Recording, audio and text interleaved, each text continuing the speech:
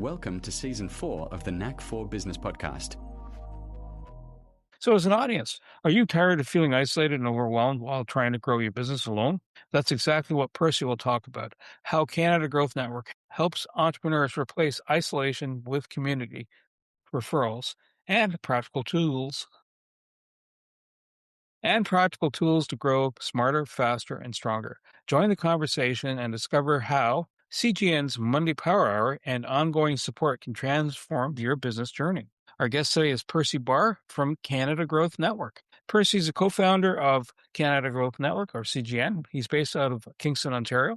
This national community is built by Canadians to help business owners break the isolation of running a business alone, recognizing that our rising costs, economic uncertainty, and fast-changing technology can overwhelm entrepreneurs. Percy helped create CGN as a place where owners can gain practical training, trusted referrals, and real support. Through weekly Monday Power Hour sessions, he connects entrepreneurs with tools, knowledge, and relationships they need to grow smarter, faster, and stronger together. Percy, it's an absolute pleasure having you here, and welcome. And do you have a favorite quote or saying, sir? Well, one that I've used for years is, it's kind of like the Marines, to the brave, good fortune. So, if you're not willing to step out of your comfort zone and take on some new stuff, chances are your life is going to continue just the way it is today. So, to the brave, good fortune. So, Canada Growth Network. It's existence. It's ta-da, we're here moment. What convinced you that it was required? What have you seen out there from your networking exposures or networking exposure that said, hey, this is going to be something that's a good idea? So maybe a little bit of a step back, Bernie. I started in computer sales and technology sales, and through right after college, I went into that, and I slowly evolved into a more corporate job. That corporate job was anything from installation of computers and technology to doing help desk work, and then eventually managing the help desk and also managing the server farm for a healthcare organization. You learn a lot of things as you grow through that. And now I've moved back into more the business side of things and out of that public sector kind of era. But you learn a lot of stuff that's going on with computers. One of the reasons we kind of looked at CGN was that I'm sitting with a group of guys who were talking about business stuff and realized that, this whole idea of getting together and actually talking about business is something that's rare with a lot of entrepreneurs because the people around them aren't talking about this. They're talking about, they're late to pick up the kids, the price of gas and whatever else is going on. But they're not talking about things like funnels and marketing strategies and those types of, and it's hard to find groups to do that unless you actually go to your local chamber of commerce or whatever. But even then, it's not on a regular basis that you can actually go. So we thought about CGN as a way to actually do three things. One is to actually try to break that isolation factor so that you had a constant place that you could go to. Another thing is to actually be able to refer people, not only to CGN, but also amongst the members, and also a place where we can kind of get the technology things sorted out for a lot of business people. A lot of business people are not technophobes. Or they are technophobes. They're scared of technology. So this would be a way that you can actually ask somebody some questions and not feel like an idiot. Sometimes when you go in and you talk to the experts, their style is such that it feels like you're imposing. That's not the case with CGN. There's no such thing as a dumb question. Mostly because you grow as you learn this stuff. So that's kind of where we're at. So let's get rid of the isolation. Let's learn about business from business people, and then we can have a discussion as to how that technology or that concept can work inside your business. I actually recognize that when you're saying the element of technophobe. Sometimes I think it's not just technophobe, though. There's a learning curve to certain elements. Right? I watched the guys doing a house renovation at my house, and I'm going, I know I could do that. It just would look like absolute crap if I did that.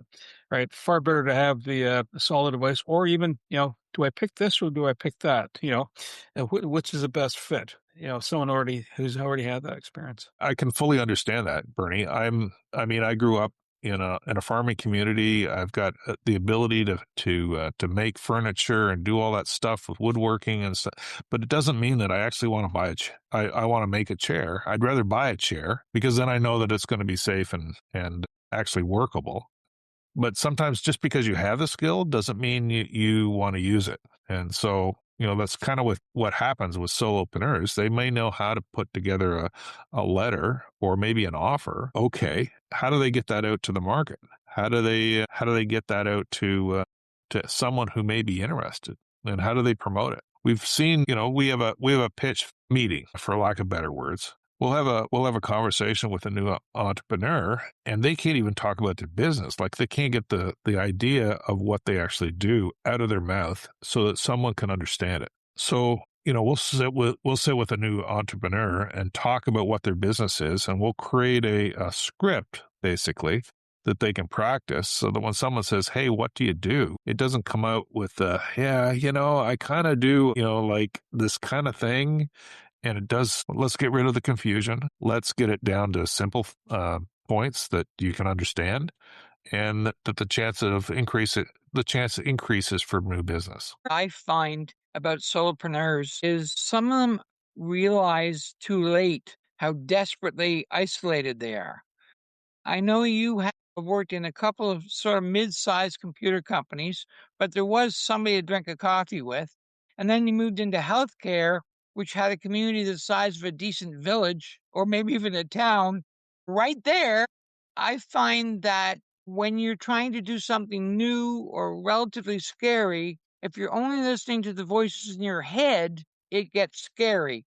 And so I wanted to find places where I could talk to somebody who might be going through what I'm going through to help me. Is that fair? Yeah, it is fair, Wayne. A lot of the issues that most entrepreneurs have are paper tigers. They're scary, they're big, but they actually, if we could just take a few moments and dissect it a bit, we'd understand that you've made it bigger in your head than it actually is. So, someone might have a concern about putting out a new offer because they don't know if it will be accepted in the marketplace. Well, okay. What if you could add a group of people say, "Hey, I'm thinking about this 2-for-1 offer, and I needed to be able to do this, but I need to have some feedback." Well, you might get from the CGN group that, yeah, that's a great offer, but if you just actually put this other thing that's free along with that, it makes it a great offer. And you can also do some sample pitches to people to see whether anyone actually perks up and does some of that stuff, right? So, entrepreneurs don't have a lot of chances to practice their craft. They go out and they get in the marketplace, and so they're making mistakes in front of clients, potential clients, that are actually costing the business. Well, what if we can pull that back and give you some place you could practice that pitch in a safe environment where, you're not losing a client every time you open your mouth, or a potential client, and you could actually get a script that actually works. There's two things, sales is based on trust. If you don't trust the salesperson, you'll not do business with them. And then the management side of that organization or that business is also built on relationships. So you need to build a relationship with the client so you can build the trust so they can actually do business together. And, we're seeing a big change in the way business happens. We've gone from a transactional point of view where lowest dollar, I don't care about the service, just give me the product and let me get on with my life, to I actually want to know something about the person to see whether, hey, I can get support from them. They're going to be around for a couple years so that I can actually get past the warranty before the business disappears. Can I trust this person to actually tell me the truth? And is this a person that, even if I had a question about the product that I just bought, do they have a personality that will understand my question without demeaning me, saying, well, that's a stupid question? No, you got to build this relationship. You got to build this trust. I think it's interesting, that trust. Like, for example, Wayne introduced Percy to me, right? So I didn't know Percy. Right. I get a sense of how he carries himself, how he talks about things, how he does his analysis of things, and how he provides solutions. And I'm from being inside CGN, and East Trade Winds, which is another component of it all. I see that, people there's a connection that's happening, there's a cohesion. Here you speak enough times and go, you really understand something. There might be some common touch points where going, yep, that's right. So it just reaffirms that connection. And I think that's, and then now I can talk to you about, let's say, if I needed an old Ford F-150 that has lights that you pull out, not turn them on the gear lever, right? Yep. The fact that I know that about Percy, right, tells me something. So then when I'm talking to Percy about, Percy, I'm looking at AI. What am I seeing here? What am I not understanding? Or what can I do? Right. So I think that's kind of the key. But, and then Wayne, he'll come in with some great insights. But wait a minute, are you happy? What are you trying to satisfy?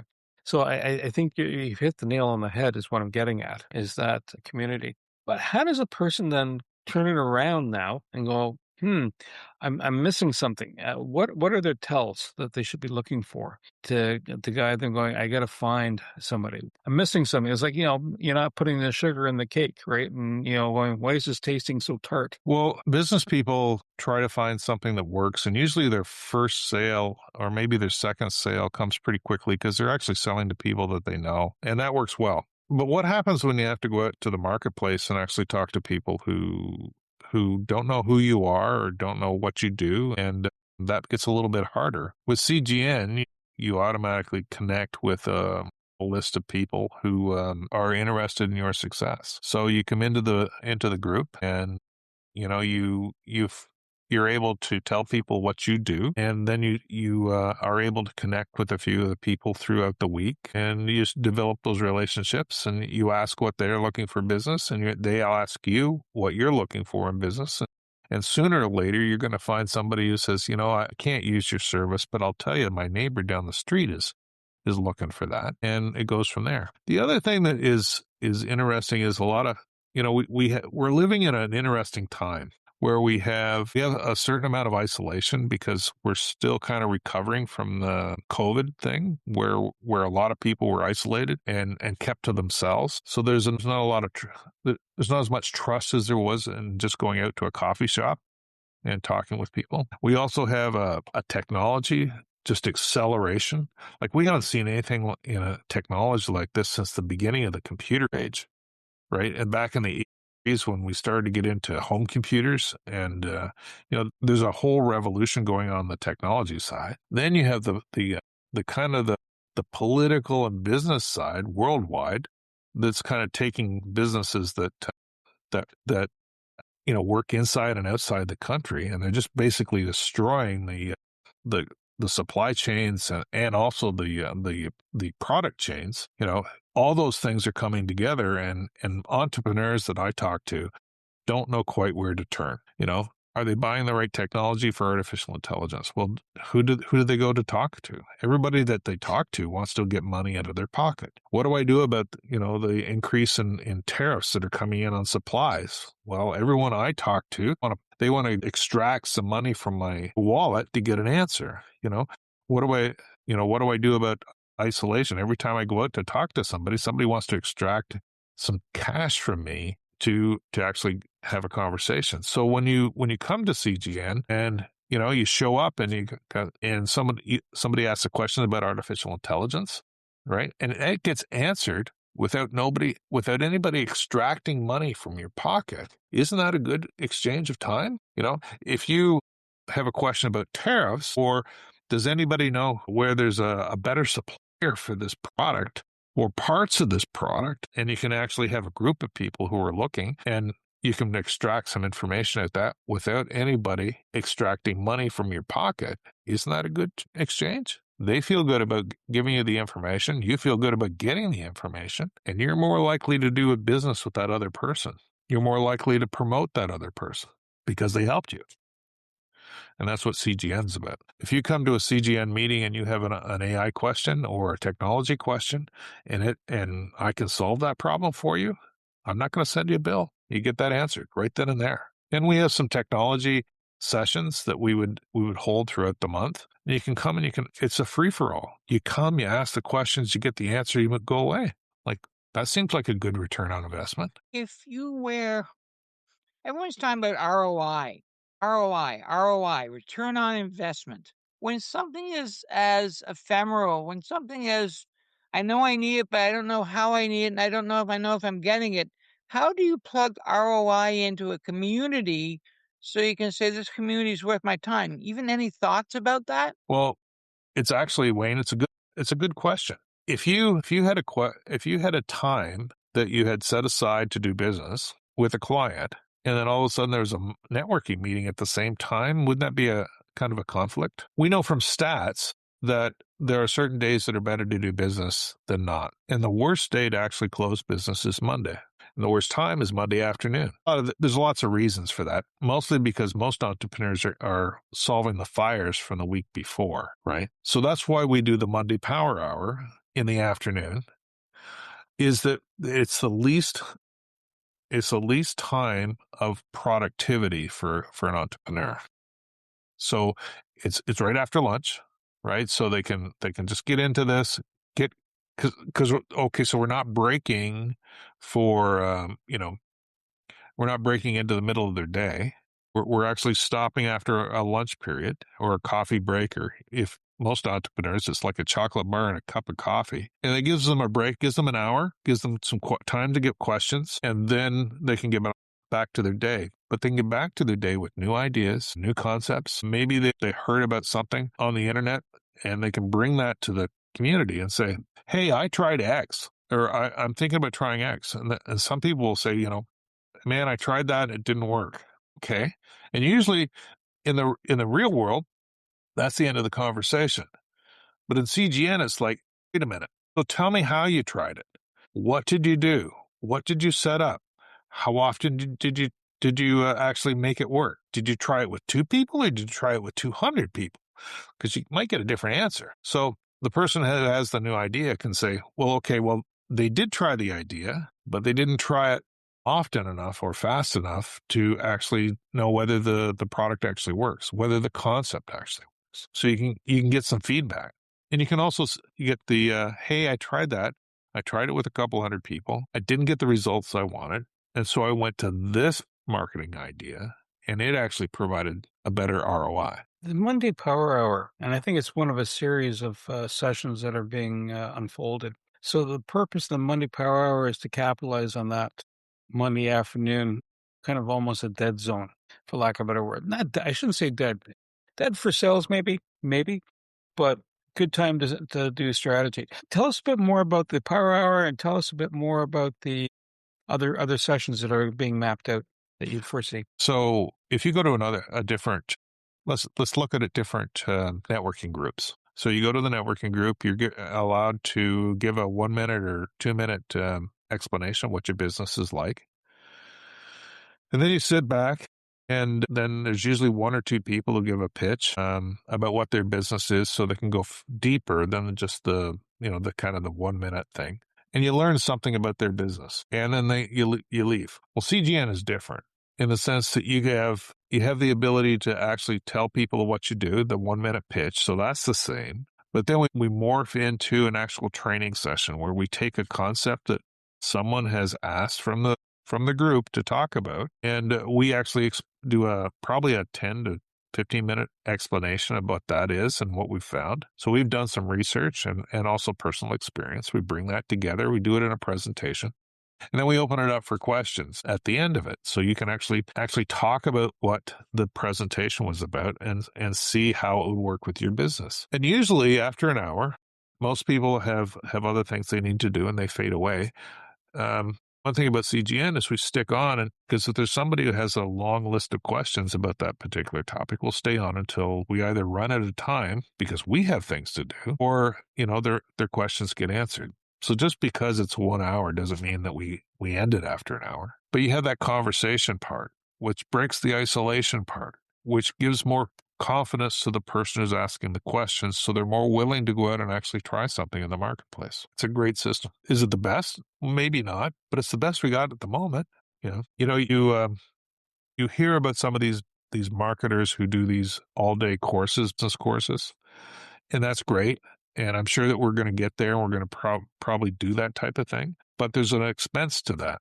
There's the loss of business because you weren't out actually promoting or providing. And there's also the fact that there's so much data given to you all at once. The chances are you'll back and you'll be so overwhelmed with all the data you have that how much will you do? Zip. So we've all heard of a different idea, and you go, that's really cool. I'll do that next week. Well, next week never comes, right? So CGN is a little bit different because we're going to do a session this week. It's called how to build your audience. We've done ones on masterminds. We've done ones on how to do networking, and how to put together an offer. We've done a pitch about an offer. These are things that you would normally have to go and actually pay somebody to teach you.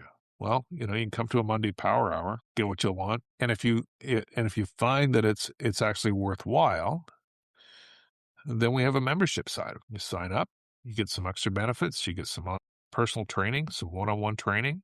You get access to some technology if you pick on if you need a tech stack, you get access to some technology. If you don't, that's fine too. We have 2 levels and we move on.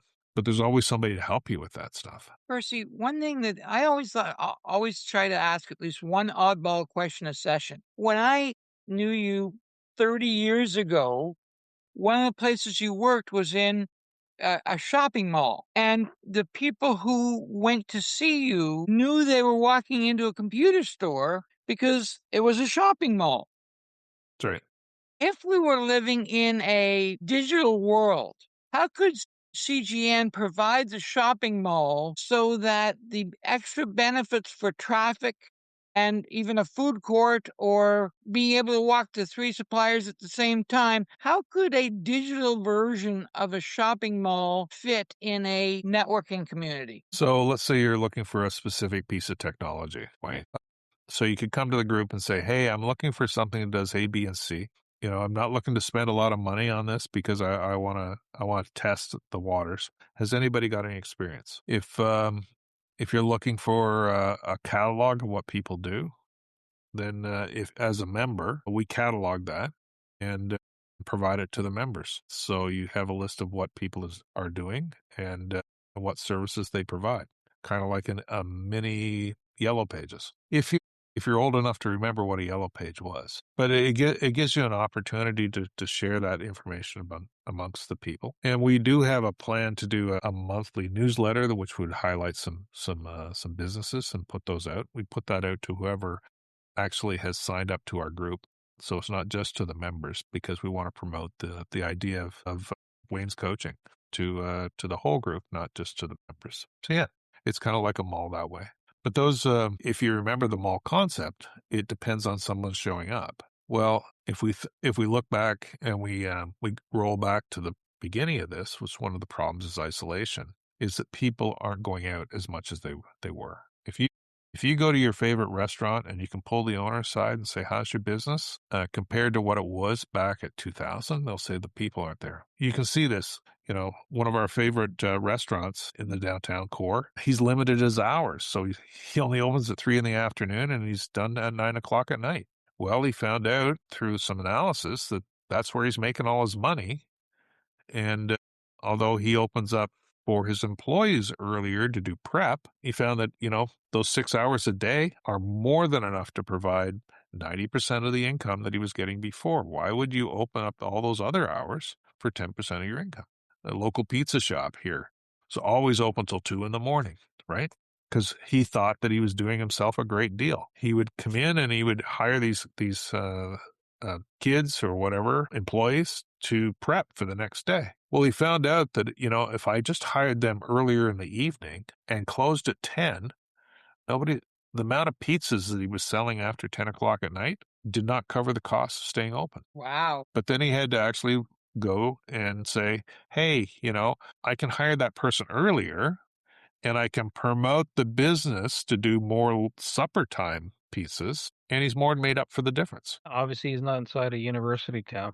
Otherwise, well, the morning might still be good. He is inside of a university town, but he's outside of the university circle. So he's out here in the West End. The delivery charges down to the university are horrendous, and there's about 20 pizza shops all within walking distance of the university. So He's not in that business, Bernie. So why would he be there? Yeah, I guess that's kind of the other piece of this puzzle then in the CGN space would be, I've got an idea. Where's the optimal time to run it for a good yield? Otherwise, you're just frittering away resources to somebody that's no one's going to show up.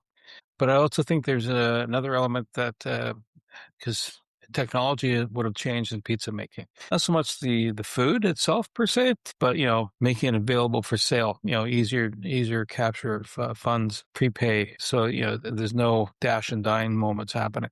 Do you find that that's another element that CGN is going to help provide? Going, hey, this is the old way. Here's the new way to approach things, and if you're interested, we can guide you to either the resource or we know a person that can do the resource. So would that be a fair thing to say? Yes, it would be. We want people to kind of bring their offers, and we want them to kind of defend their offers in the sense that, have you tried this? Have you tried this? The big challenge for most entrepreneurs is they have a way of doing things that seems to have worked for them in the past, and they're reluctant to change, not because they don't like the idea of change, but because it worked in the past, therefore it should work in the future, right? And we kind of got stuck in this whole thing that the past kind of projects the future. So if you make the same mistakes last time, you'll make the same mistakes in the future. Einstein said, if you continue to do the same thing and expect a different result, you're crazy. I mean, my interpretation of that. So if I'm doing business like I was in the 1980s and 90s, but I'm here in 2025, I'm still going to close clients. I'm still going to probably provide enough that I can kind of keep the doors open, but I'm not going to have an expansion of my business because the methods that were used back then are only effective on the people who are actually alive and in the business world in the 80s and 90s. They're not effective with the new generation. So you need to use some new tactics. And why are you going to the market with, hey, I got this really neat idea, without actually testing it with some fellow entrepreneurs to see whether it actually works? And if I bring in an idea to the group using it with technology, chances are Wayne can use the same idea with coaching, and he's not stealing from me because we're talking to different markets. So no one will even know. If you were looking at a 2.0, if you were taking all this data, you love data. You are Mr. Analytics. Yeah.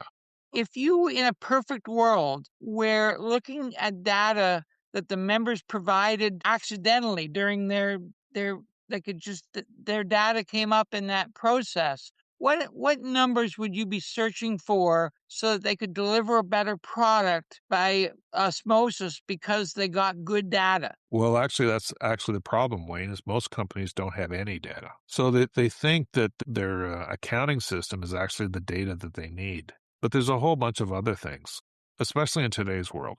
There's not any true business that probably doesn't have a web page of some type, Facebook page, LinkedIn page. Are they looking at the analytics? Are they looking at those types of things to see whether they equate to actual sales, or are they just vanity metrics, right? Oh, I've got 100,000 likes on my post. Oh, okay, but how much business did you make? So you may do a YouTube video that a part of your product, and you may get 10 likes, but it could lead to 2 clients, or you can get 10,000 likes and no clients. So are you pulling those analytics out, and are you backing them up and stacking them up so that they actually create a story about why your business is working or why your business isn't? And we all know that we can squeeze data to basically convince ourselves that anything is true. The government's great at this, It's, it's the only time in life where you can say, yeah, the unemployment rate is up, but man, isn't it a great economy? Like, give me a break. So you have to look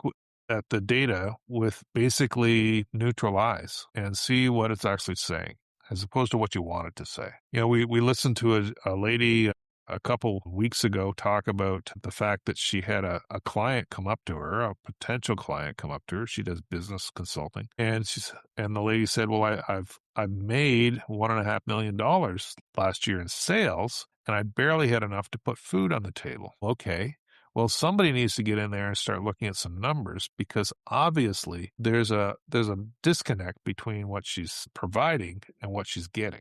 And it could be all kinds of leaks. It could be that your cost of delivery is too high. Could be your cost of acquisition is too high. Or it could be that you have the wrong combination of products. It could be that you need to increase the price of your product and provide a different service to make it justifiable, the new price. And so you can continue on. We have a lot of businesses that are just on the edge here in Canada, and they just need a little encouragement and maybe a little analysis to say, hey, you've got something here. You just need to keep moving. So the push to creating CGN, Canada Growth Network, it's a scaling issue, not even a scaling issue. Let me reframe that. Your connection inside the Canada Growth Network and growing it, basically scaling. How do you sustain the motivation to go, let's do it? Let's keep on. Knowing full well you can't drop a seed in the ground and have Jack and the Beanstalk results. And if you did, you should be worried, or it's not stable. One of the three things on the go there. But how do you keep going? How do you keep going? Wayne mentioned something earlier. Is I'm a bit of a data geek, and I'm a little bit of a tech geek. So there's always new learnings that are coming across my desk. What's the easiest way to learn those and actually internalize those is actually teach them. So as those new concepts come across my desk, it's really easy to kind of keep those things going back to CGN and teaching them to people who are interested in that type of thing. Whether it's a sales technique or something you've heard from a speaker, we're all kind of data miners in our own little way.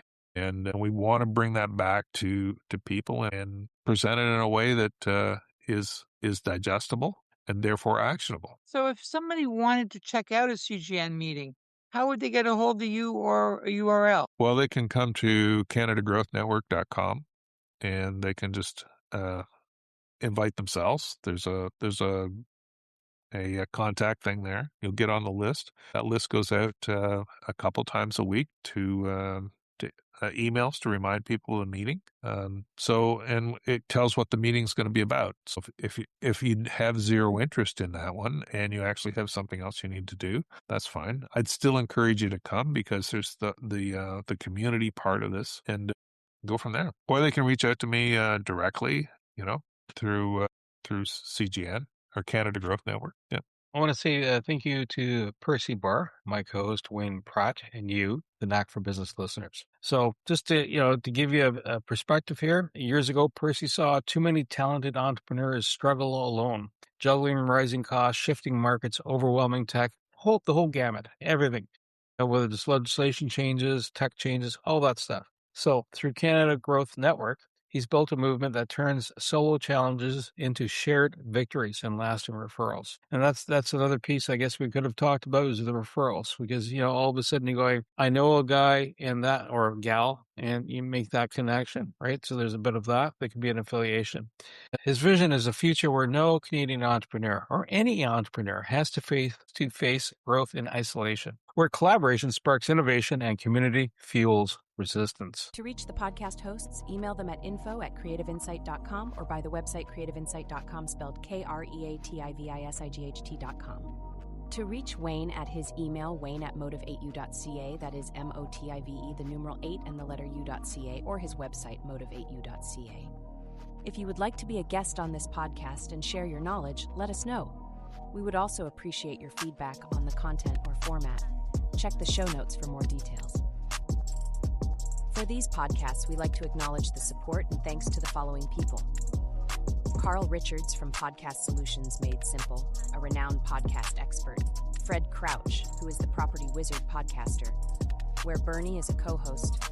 Jovan Strika from At Hive, a co-working space that is more than just a space. Then Melanie Weber, Bernie's invaluable business partner, and Wayne Pratt from Motive8U Inc., who serves as both a coach and co-host of these podcasts. Disclaimer. Please note that the Knack for Business podcast episodes are meant solely for educational and general informational purposes. The information and opinions contained within are not intended to be professional advice on any subject matter. The thoughts, views, and opinions expressed by the participants are their own personal beliefs and do not represent the views of the podcast hosts or any affiliated organizations. It is important to note that this podcast is not a replacement for consulting with certified experts in your area who possess knowledge of your unique situation. The hosts of the podcast, along with any participants or affiliated groups, do not take responsibility for any actions taken or not taken based on the information presented in this episode. It is highly recommended that individuals seek guidance from their own personal advisors in fields such as accounting, law, or other pertinent areas prior to undertaking any actions or making decisions that may impact their financial, legal, or other aspects of life.